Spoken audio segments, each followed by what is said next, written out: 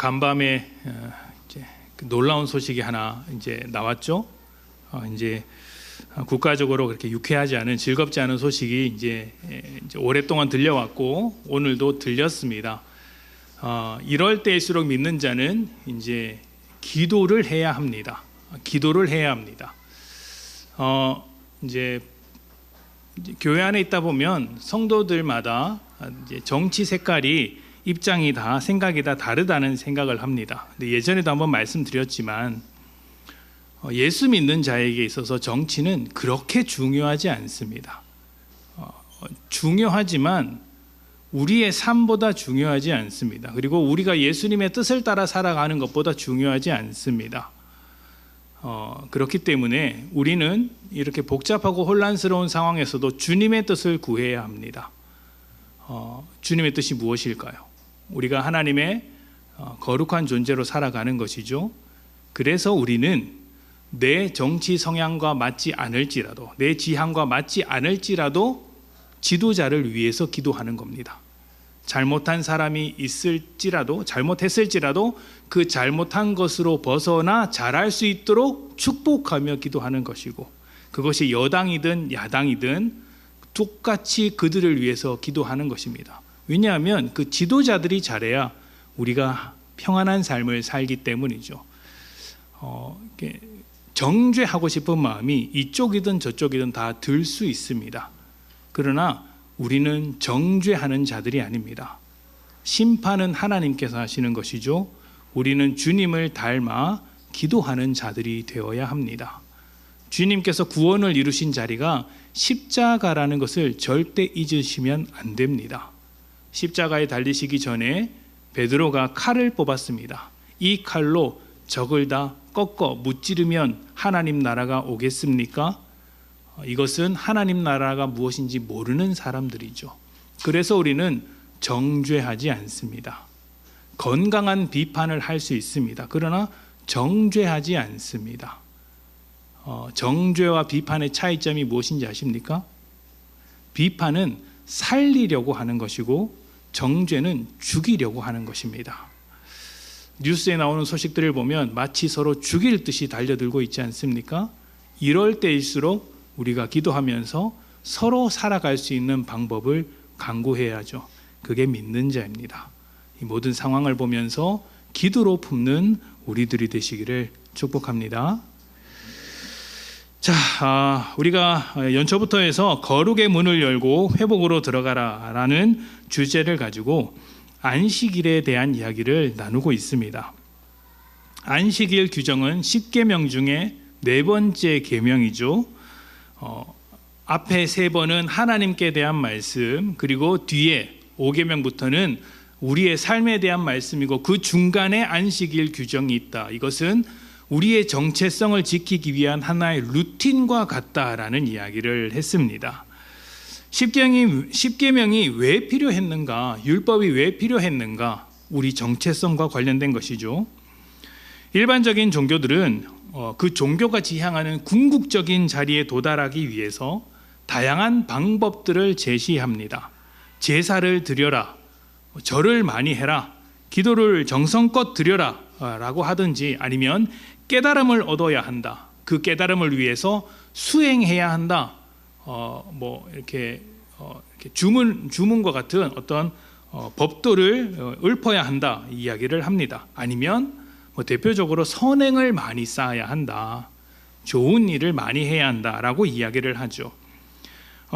이런 이야기들은 우리 입장에서 보면 구원을 얻는 방법들이라고 할 수 있습니다. 착한 일을 하면 천국에 간다, 이런 이야기라고 할 수 있죠. 종교들은 이러한 방법들을 제시하고 사람들은 그 방법으로 구원을 얻으려고 노력을 합니다. 그렇다면 이 구원은 누구에 의해서 이루어지는 것입니까? 사람에 의해서 이루어지는 것이죠. 사람이 그 방법을 가지고 열심히 노력해서 스스로 구원을 찾아가는 것입니다. 그러다 보니 구원을, 그 능력에 따라서, 노력 여하에 따라서 구원을 찾아내는 사람이 있고 찾아내지 못하는 사람이 있습니다. 어떤 종교는 찾아내지 못하는 사람들을 이렇게 지옥과 같은 곳에 보내버리기도 하고요. 아니면 찾아내지 못하는 사람들에게 반복해서 기회를 줍니다. 열심히 노력했니? 그 구원을 찾아내지 못하고 죽었으면 너 다시 다른 것으로 태어나서 또 한 번 기회를 줄 거야. 빙글빙글 도는 것이죠. 그래서 삶이 고통이다라고 말하는 종교도 있습니다. 그러니까 구원을 스스로 찾아내야 하는데 그 구원을 찾아내는 사람이 있고 찾아내지 못하는 사람이 있습니다. 차이가 생기죠. 능력에 따라서 실력에 따라서 구원의 차이가 생깁니다.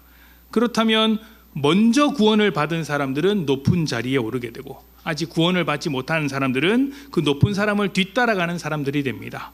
여기서 차이가 생기고 차별적인 요소가 생기게 되는 것이죠. 이게 일반적인 종교입니다.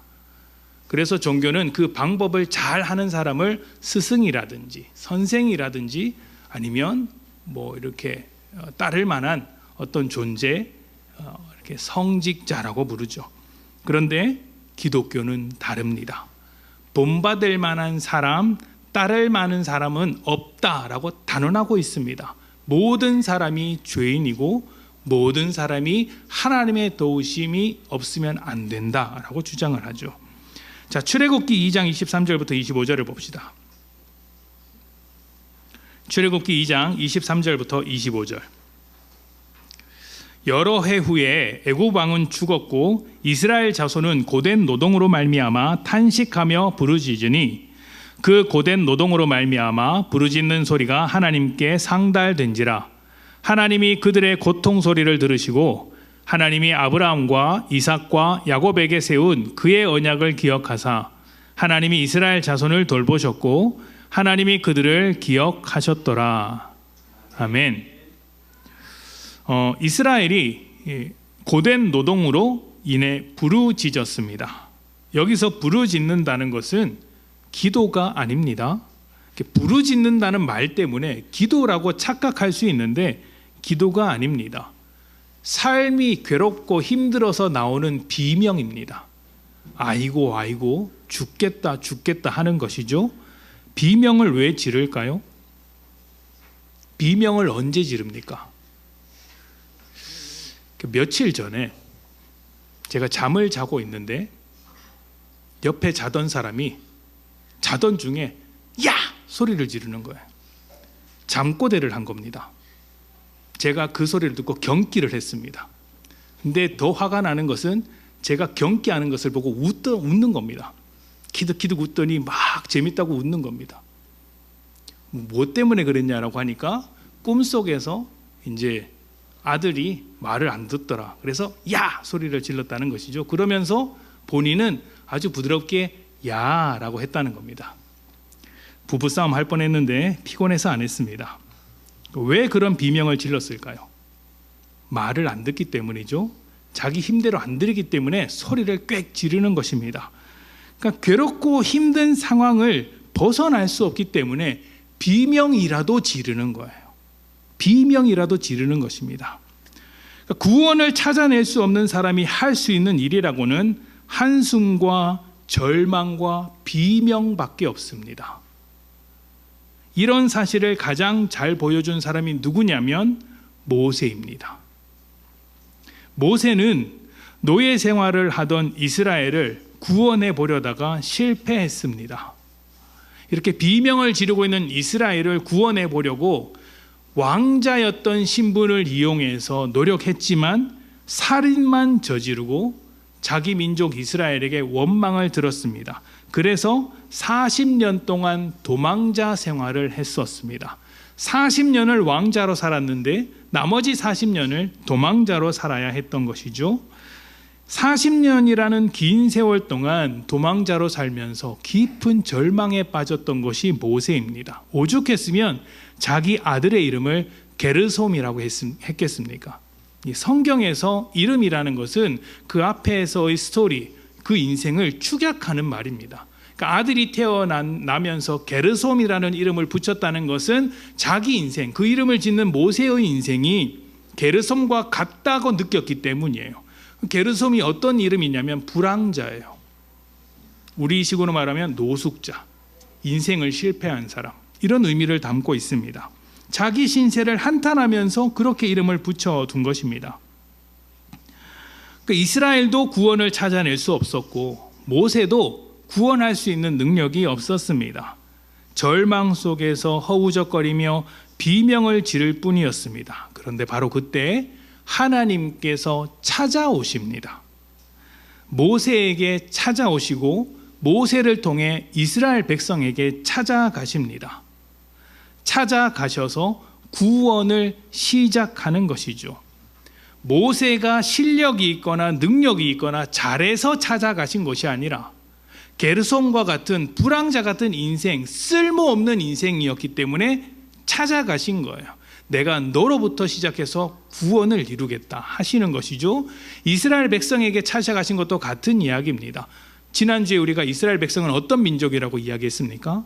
모든 민족 중에 가장 적은 민족이라고 말했지 않습니까? 그러니까 하나님께서 스스로 그들을 찾아가셨고 아무것도 아닌 그들에게 구원을 베푸신 것입니다. 실력도 없고 능력이 없어서 비명만 지르고 있는 그들에게 찾아가신 것이죠. 왜 찾아가셨습니까? 하나님께서 그들을 사랑하시기에, 우리를 사랑하시기에 우리에게 먼저 약속하셨고 그 약속을 먼저 지키기 위해 먼저 다가가시는 것이죠. 사람이 실력 없어서 하나님을 찾을 수 없을 때 하나님이 먼저 찾아가시는 것입니다. 그리고 십계명은 그렇게 찾아가신 뒤에 구원하시고 난 다음에 주신 법입니다. 무슨 말일까요? 구원을 얻기 위해 주신 방법이 아니라는 것입니다. 다른 종교는 이렇게 하면 구원을 주겠다입니다. 그런데 기독교는 구원을 주셨다. 그러니 이 법이 너희에게 존재한다라는 것이죠. 전혀 다릅니다. 그렇다면 구원을 위한 법이 아니라면 무엇을 위한 법일까요? 말씀드린 대로 정체성이죠. 이집트의 노예 생활로부터 구원받은 백성들이 노예 생활하던 습관을 모두 벗어버리라고, 그 모든 습관을 벗겨내기 위한 새로운 삶을 위한 법이라고 할 수 있습니다. 우리가 이민을 가거나 다른 나라에 가면 그 나라의 법을 따릅니다. 그 나라의 법을 따르면은 생활 습관이 달라지게 되어 있어요. 그러니까 법이란 그런 의미를 담고 있죠. 구원을 얻기 위한 법이 아니라 구원받은 삶을 살아가기 위한 법입니다. 이 정체성을 지키기 위한 법이라고 말씀을 드립니다. 자, 그렇다면 하나님께서 이스라엘에게 가르쳐 주신 새로운 정체성은 무엇일까요? 하나님의 창조 사업의 절정이자 하나님의 형상이다라는 것이죠. 6일 동안 세상을 창조하신 하나님께서 마지막으로 사람을 창조하시고 그리고 영원히 안식하셨습니다. 하나님의 형상된 사람은 하나님께서 창조하신 세상에서 하나님과 함께 하나님의 안식을 누립니다. 이것이 우리의 정체성이죠. 이집트에서 고단한 노예 생활을 하고 했었지만 사실 너희는 창조된 하나님의 형상이다. 너희는 내 자식으로 창조되었다. 그러니 노예 생활이 아니라 내 품 안에서 행복하고 평안하게 살아야 하는 존재다. 이것이 하나님께서 우리에게 새롭게 주신 정체성입니다. 인간으로서 누려야 할 가장 기본적인 인권이 바로 여기서부터 시작됩니다. 하나님이 없으면 인간이라는 존재는 아무것도 아닌 것이 됩니다. 여러분 주변에 하나님을 인정하지 않는 사람이 있다면 한번 물어보십시오. 인간이 왜 중요한가? 인간이 왜 중요한지를 한번 물어보십시오. 중요한 이유를 찾아낼 수 없습니다. 할 수 있는 대답이라고는 딱 한 가지밖에 없어요. 내가 그렇게 생각하기 때문이다 라는 것이죠. 왜 당신이 소중합니까? 왜 자신이 소중하다고 생각합니까? 내가 그렇게 생각하기 때문이라는 거예요. 그런데 한번 잘 생각해 보십시오. 사람은 누구나 자기를 기준으로 판단합니다. 자기를 기준으로 좋아하는 사람이 있고 싫어하는 사람이 있죠. 무슨 말이냐면 사람마다 다르게 가치를 판단한다는 것입니다. 다시 한번 말씀드리지만 하나님이 계셔야 사람이 중요한데 내가 기준이 되면 중요한 사람이 있고 중요하지 않은 사람이 있다는 것이죠. 또 한 번의 차별이 일어나게 되는 것이죠.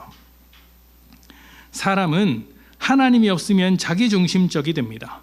모든 가치 판단이 자신을 벗어나지 않아요. 그래서 나에게 필요 없는 사람이라면 일말에 관심을 두지 않습니다. 나와 다른 생각을 가진 사람을 보면 마음속에서는 몇 번이고 살인을 저지르는지 모릅니다. 왜 그럴까요? 가치 없는 인간이거든요.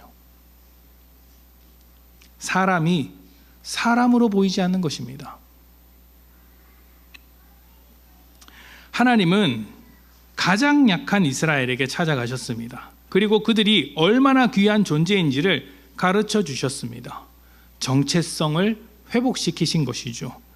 그리고 이것은 이스라엘만을 위한 것이 아니라 모든 사람을 위한 것이었습니다.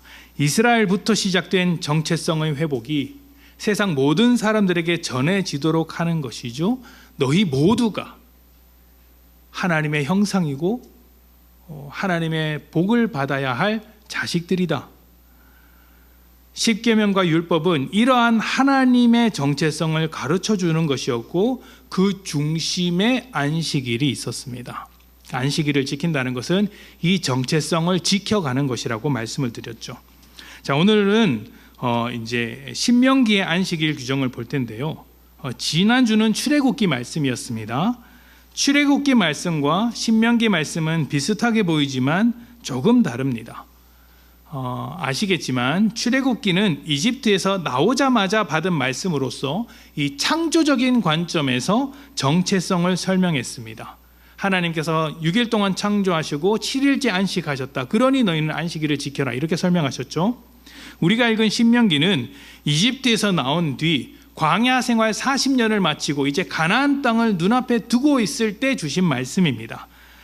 이때는 창조적인 관점이 아니라 구속의 관점에서, 구원의 관점에서 너희는 이집트로부터 벗어난 사람들이라는 관점에서 이렇게 이 정체성을 설명합니다. 다시 말하면 너희가 무엇으로부터 구원을 받았는지 알고 있으라는 것입니다. 자, 이제 말씀을 봅시다. 신명기 5장 12절부터 15절. 자, 여러분이 다 같이 읽어볼까요? 다시 한번 읽어보겠습니다. 12절부터 15절까지. 자, 시작.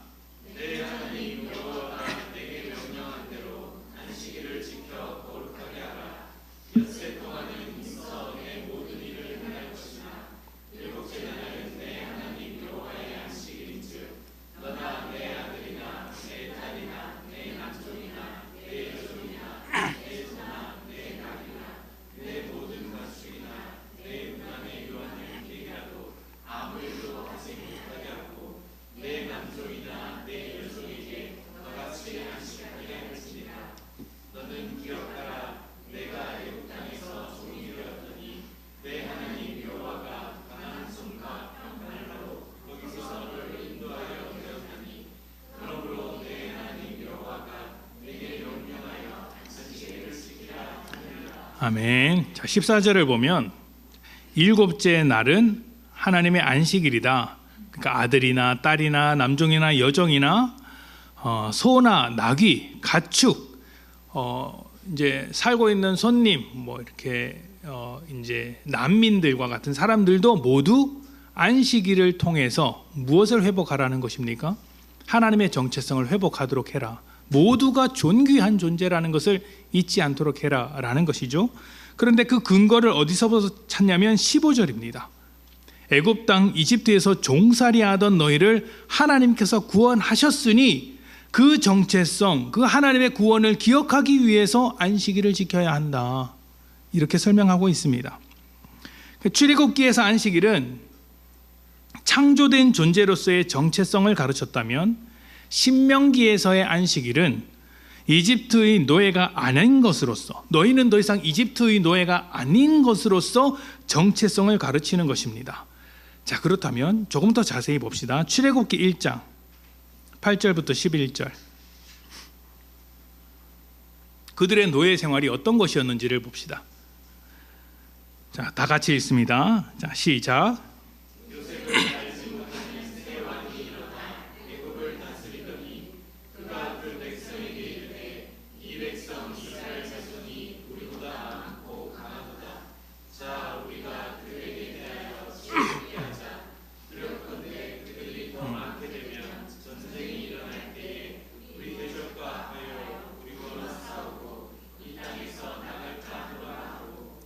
감독들을 그들 위에 세우고 그들에게 무거운 짐을 지어 괴롭게 하여 그들에게 바로를 위하여 국고성 비돔과 라암셋을 건축하게 하니라.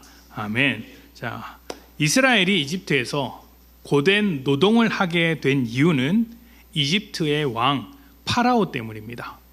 11절에 보면 바로를 위하여 국고성 비돔과 라암셋을 건축했다라고 하지 않습니까? 여기서 비돔이라는 것은 고대 이집트어로 페르아톰이라고 해요.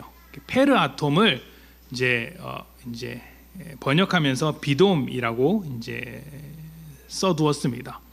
페르아톰은 아톰의 집이라는 뜻입니다. 아톰은요, 이집트의 창조 신이에요. 그러니까 이 비돔, 페르아톰이라는 곳은 이집트의 창조 신을 숭배하는 도시로서 이렇게 지어진 성읍이었습니다. 근데 그곳에 무엇을 지었냐면 국고성을 짓는데 이스라엘 사람들이 동원된 것입니다. 국고성은 군수 물자, 식량을 보관하기 위한 성이라고 할 수 있어요. 여기에 이스라엘 사람들이 동원되었다는 것입니다. 그러니까 파라오가 국고성을 지으면서 자신의 권력을 강화하고 지배 아래에 있는 백성들을 통제하려고 했던 것인데 여기에 이스라엘이 동원된 것입니다. 자, 여기서 창조 이야기를 한번 생각해 봅시다. 하나님이 세상을 창조하실 때 누가 일했습니까? 사람이 일했습니까? 여러분이 해와 달을 만들었습니까? 안 만들었죠? 하나님이 일하셨습니다. 창조의 6일 동안 사람이 일한 것은 단 한 가지도 없습니다. 하나님께서 다 일하셨습니다. 다시 말하면 하나님이 사람을 위해 창조의 일을 하셨습니다. 높으신 하나님이 낮은 사람을 위해서 일해 주었다는 것이죠. 자, 그런데 이집트의 파라오는 어떻습니까? 정확하게 반대죠. 높은 파라오를 위해 낮은 이스라엘이 노예로서 일을 하고 있습니다. 이 차이점을 아시겠습니까? 하나님은 사람을 소중하게 여기시는 반면 파라오는 사람을 노예로, 기계로, 도구로 생각하고 있습니다. 사람을 사람으로 인정하지 않는 것입니다. 현대 사회의 문제점을 다룬 책 중에 한병철 교수가 쓴 피로사회라는 책이 있습니다. 얇은 책입니다. 생각보다 얇은 책인데요. 이 책은 제목에서 보다시피 많은 사람들이 안고 있는 피로와 번아웃의 문제점을 그 원인을 지적하면서 한번 그 문제를 해결해 보려고 시도한 책입니다. 현대 사회 사람들이 피로와 번아웃을 달고 사는 이유가 무엇일까요?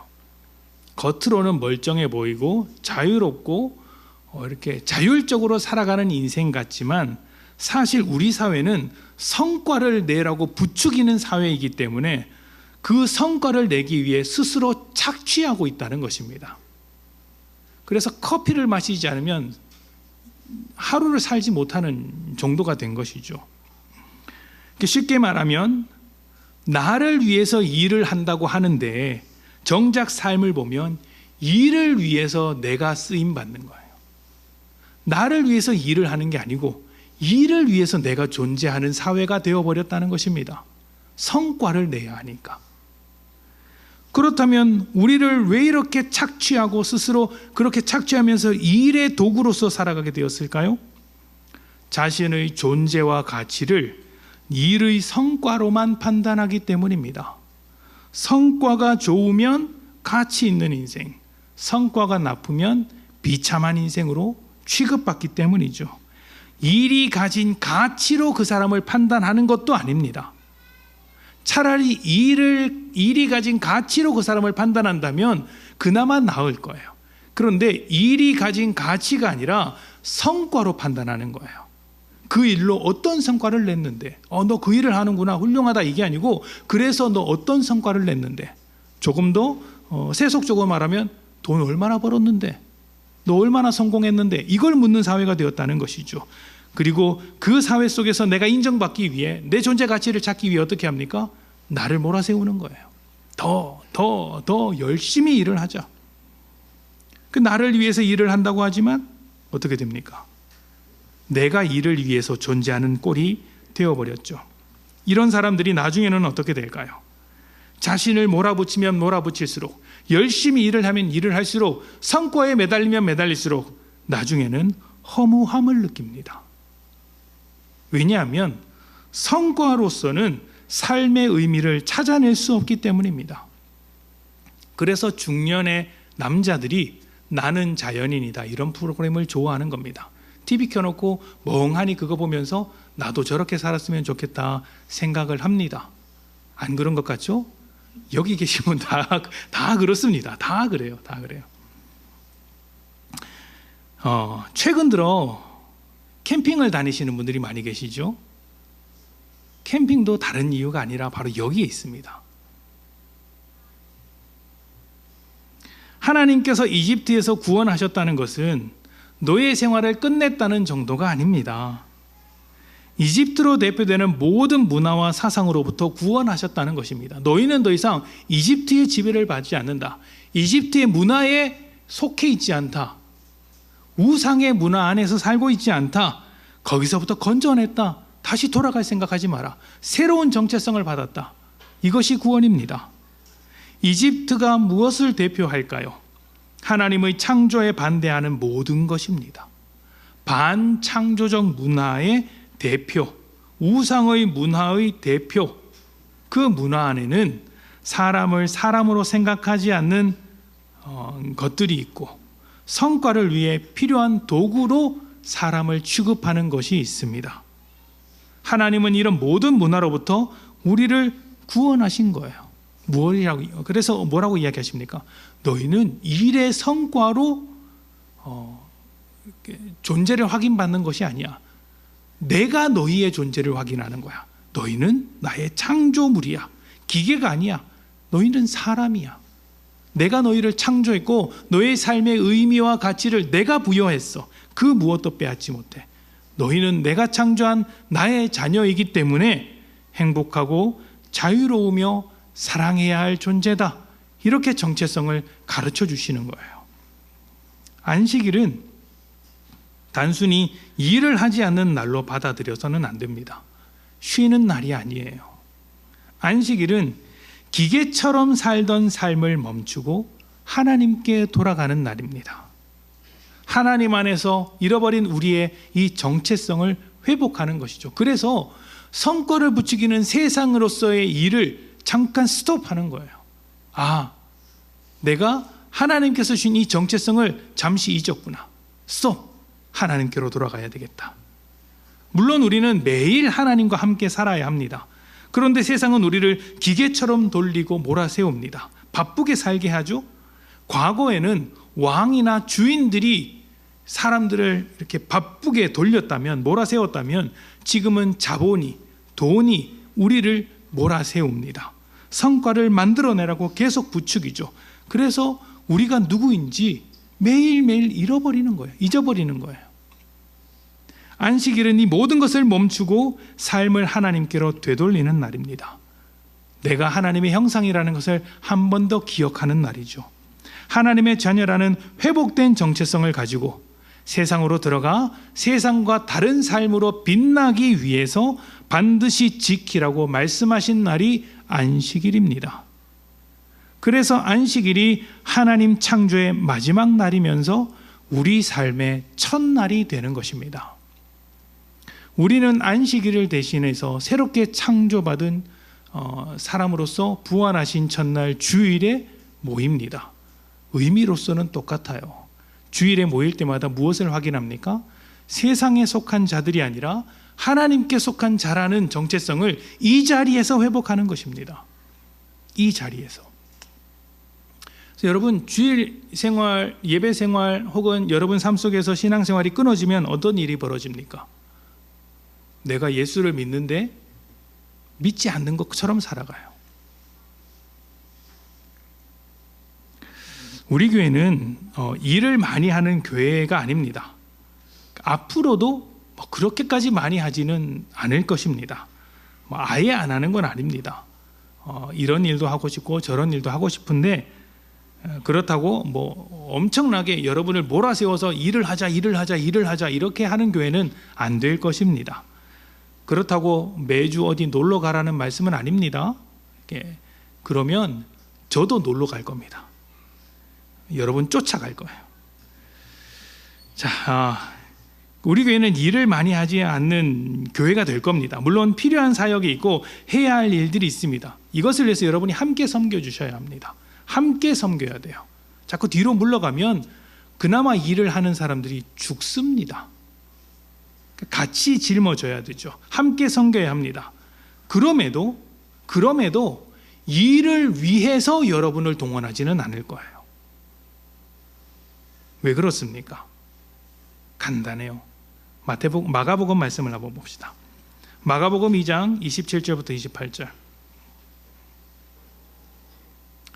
우리 같이 읽어볼까요? 자, 시작. 또 이르시되 안식일이 사람을 위하여 있는 것이 아니요 사람이 안식일을 위하여 있는 것이 아니니 이러므로 인자는 안식일에도 주인이니라. 아멘.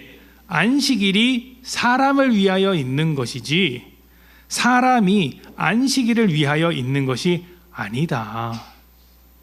이 당시에는요, 안식일이 또 하나의 일이 되어서, 엄격한 일이 되어서 사람들의 삶을 괴롭히던 때였습니다. 그래서 예수님께서 안식일을 위해서 사람이 존재하는 게 아니야, 일을 위해서 사람이 존재하는 게 아니야, 사람을 위해서 안식일이 존재하는 거야. 너희를 위해서 일이 존재하는 거야. 이렇게 말씀하시는 거예요. 이 모든 것을 회복하기 위해서 누가 오셨습니까? 주님이 오셨고 그 주님이 안식일의 주인이라고 말씀하시는 것이죠. 제일 중요한 일은 여러분이 하나님 안에서 안식하며 하나님께서 주신 정체성을 회복하는 것입니다. 그래서 우리는 교회 안에서 많은 일을 만들어내지 않겠다는 겁니다. 그 대신 무엇을 해야 한다는 거예요? 일을 아예 안 하는 게 아니라 여러분이 하나님의 백성으로서의 정체성을 놓치지 않는 일에 최선을 다하자는 것입니다. 그래서 우리가 주일날 모여서 맛있는 거 먹지 말고 콩나물밥 먹자고 하는 것 아닙니까? 왜 콩나물밥을 합니까? 제가 여쭤보니까 그게 제일 쉽다라고 말씀을 하셨어요. 빨리 밥하고 모여서 교제하는 게 더 중요하기 때문이에요. 밥 먹는 게 중요하면 이제 셰프를 섭외하겠죠. 여러분의 요리 실력을 제가 알고 있기 때문에 말씀을 드리진 않겠습니다. 그러니까 이러한 정체성이 회복되면 그때부터 내 삶도 회복돼요. 왜 그렇습니까? 우리는 하나님께서 창조한 인생이지 않습니까? 그런데 하나님 없이 정체성을 만들어 놓으면 하나님께서 창조하신 그 복된 인생을 살아가지 못합니다. 그래서 하나님께서 주신 이 정체성을 회복해야 내 가정도 하나님 안에서 온전한 가정이 되고 내 일, 내 직장도 하나님 안에서 거룩한 직장이 되는 거예요. 출근하기 싫으시죠? 출근하고 싶은 직장으로 만드는 비결이 무엇인지 아십니까? 예수 잘 믿는 겁니다. 예수 잘 믿는 거예요. 여러분의 정체성을 어디에 두시겠습니까? 성과를 내기 위한 기계로 살겠습니까? 아니면 하나님의 창조물로 살겠습니까? 여러분 주변을 둘러보십시오. 여러분 곁에 있는 성도들을 성과로 판단하겠습니까? 아니면 하나님의 창조된 하나님의 자녀로 바라보겠습니까? 여러분의 이웃을 보십시오. 내 판단과 기준에 따라서 내 마음에 드는 사람, 내게 성과를 줄 만한 사람으로 판단하겠습니까? 아니면 하나님의 창조물로서 여러분의 이웃을 바라보겠습니까? 여러분은 하나님의 형상, 하나님의 자녀들입니다. 세상에서 구별된 이 거룩한 정체성을 지키며 하나님 안에서 여러분의 삶 모든 것이 회복되시기를 축복합니다. 함께 기도합시다.